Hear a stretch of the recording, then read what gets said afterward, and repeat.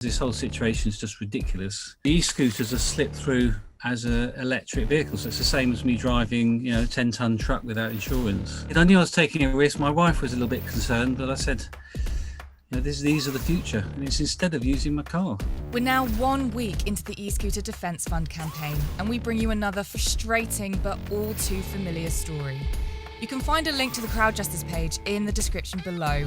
Please do click on it and donate because we really do need your help. Today, I'm speaking to a semi-retired GP who is also a granddad and a keen scooter rider, now branded a criminal. I'm Clive Shackleton, I'm 62. I live in Kettering, in the Midlands. I'm a retired GP. I was a full-time GP up to 3 years ago, and I've kept my licence and I work part-time in different surgeries and also out of hours, which is out of hours, hence commuting with a scooter, which we'll come on to. Clive isn't a so-called miscreant that a certain Lord of Dulwich loosely describes in chamber debates.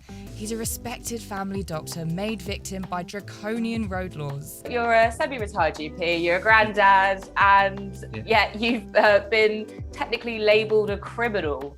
Yes, Can we talk Yeah, let's talk a bit more about that.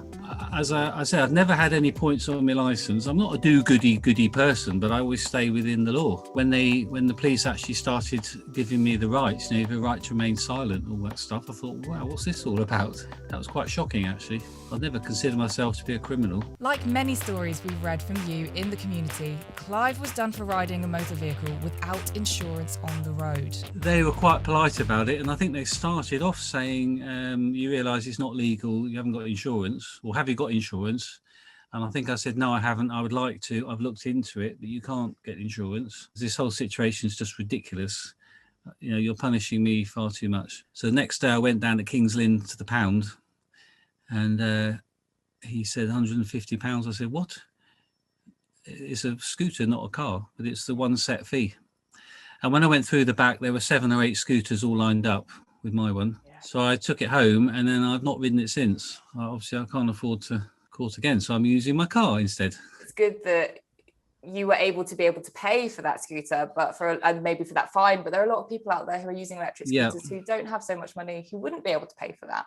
I think luckily I had the means. The fine wasn't such a big deal for me. Annoying. Yeah. But what is most infuriating for those stopped is the hefty points landed on their licence. Getting 6 points. So let's quickly talk about that, because 6 points is a lot. I've never had any points on my licence, and I still don't.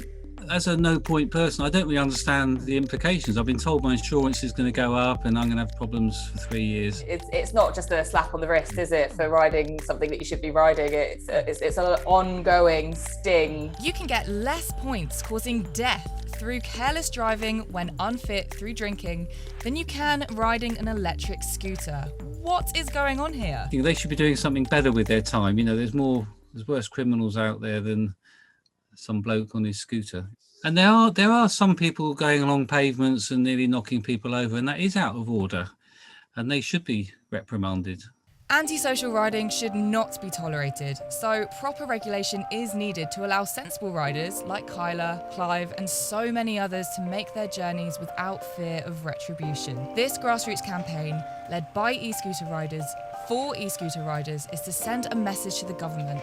The current lack of legislation and dragging of heels is not okay. To hear that there was a sort of collective Electroheads with some legal brains, and I thought, great, we got some people and a legal person who can understand better. So I thought, well, I'm happy to share my story to help with the publicity, really.